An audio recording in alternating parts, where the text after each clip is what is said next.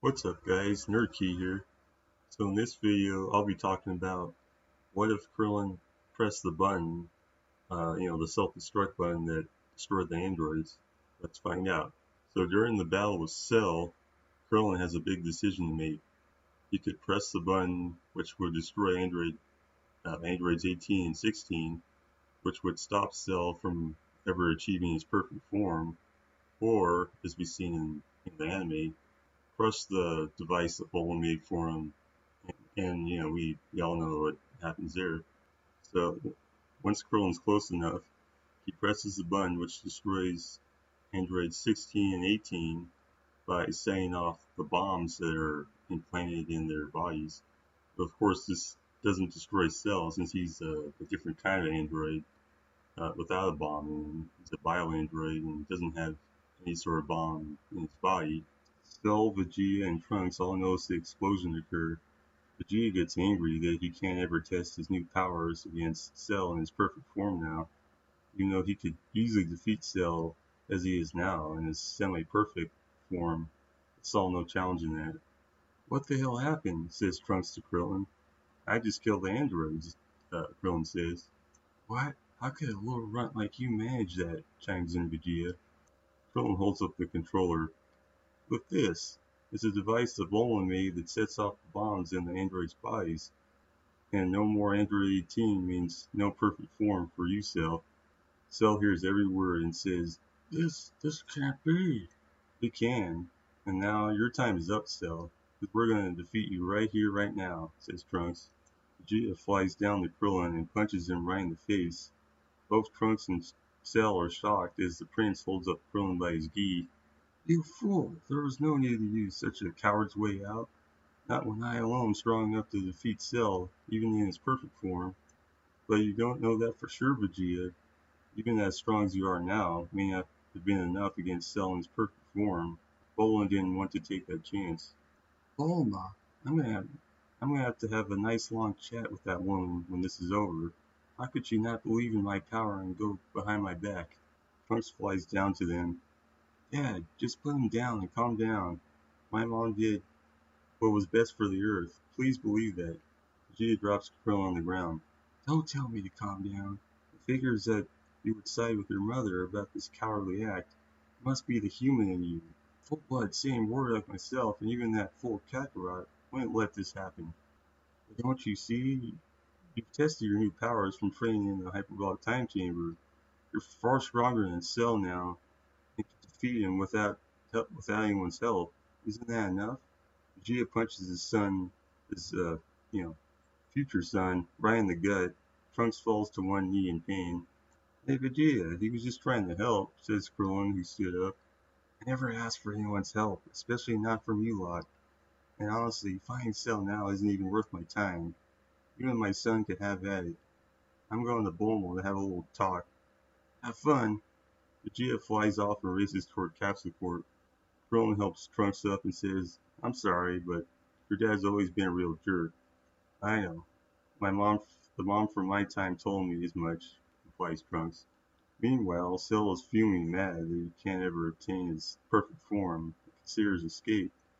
If he could get Trunks' time machine and use it to go back and absorb Android 18, Trunks gets back up and Krillin says, Well, Trunks, I can sense that you're holding back much of your power. Can you go beyond and Super Saiyan like Vegeta? Yes, in fact, I'm even stronger than Father.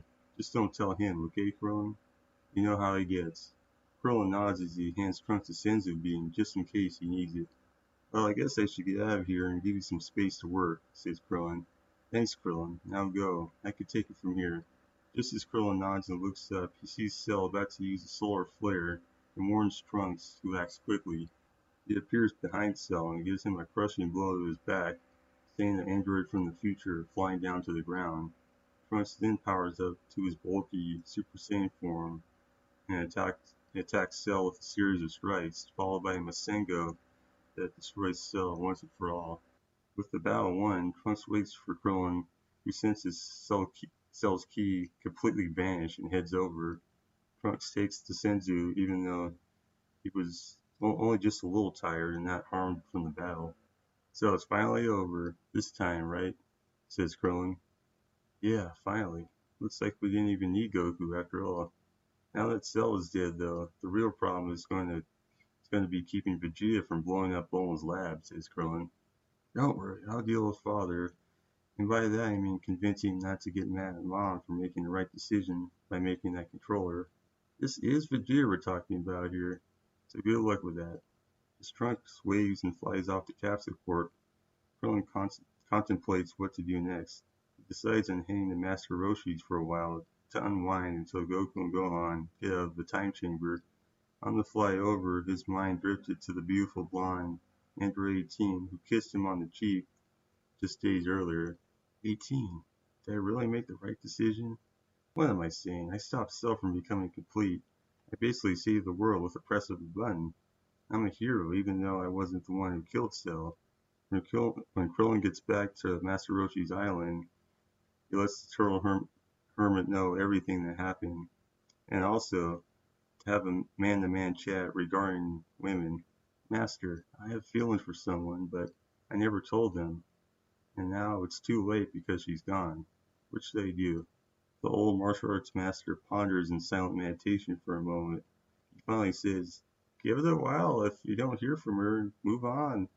There are plenty of fish in the sea. Just look at this sexy fishy in the spring bikini on page 48. Master Roshi's eyes bug out as he laughs.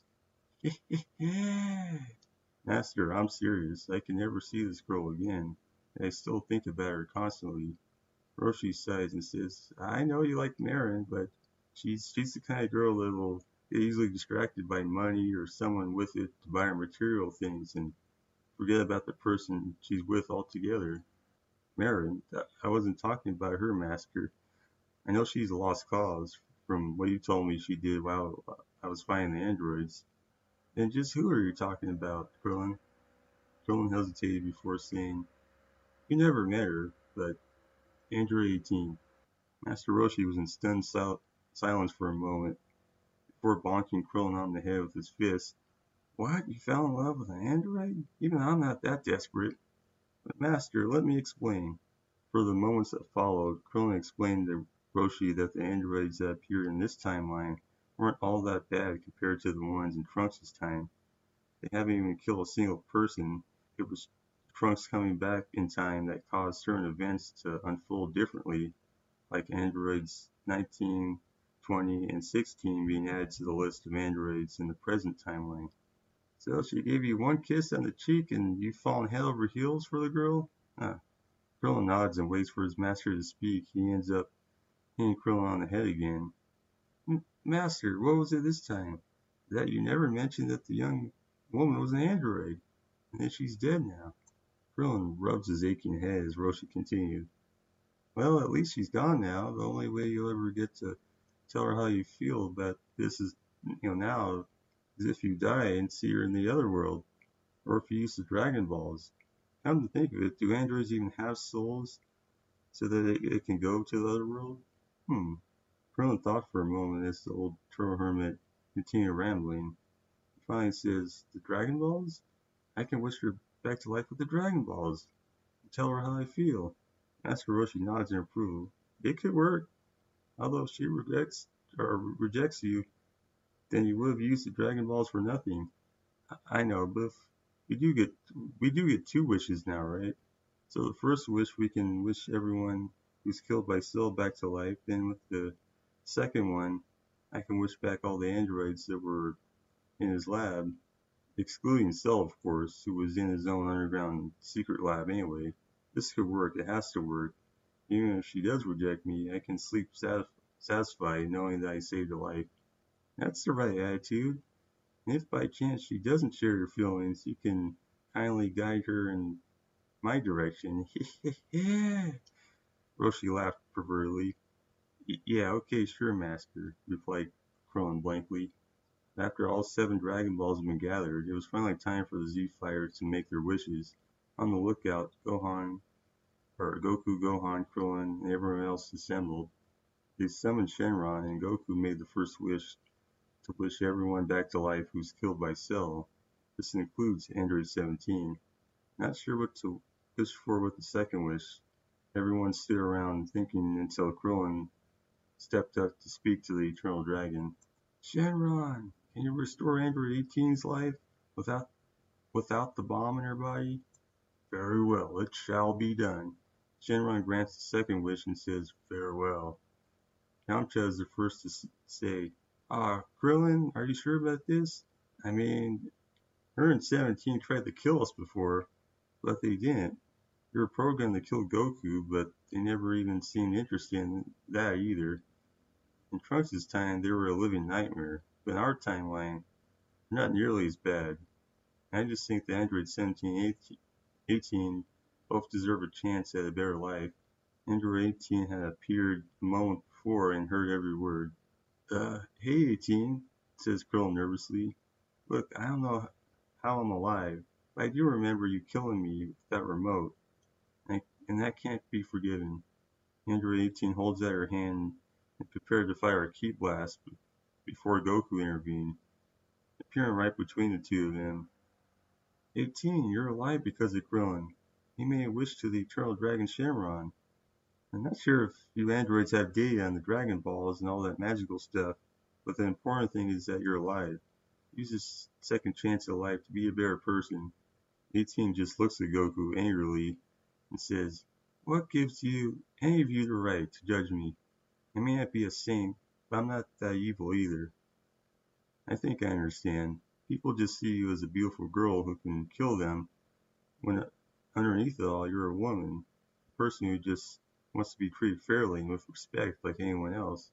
I'm sure that many of the people here think I'm nuts for wishing you back, but I know in my heart that I made the right decision, and that's good enough for me.